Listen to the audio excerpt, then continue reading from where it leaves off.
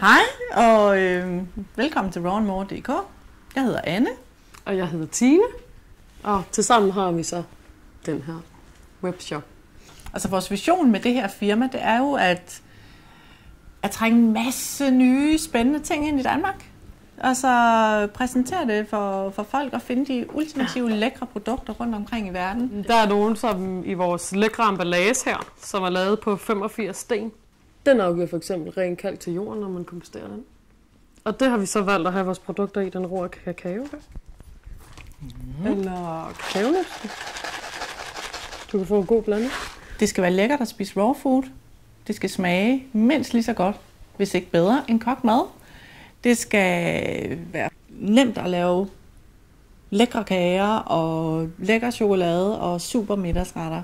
Det ville være rigtig nemt at komme i gang.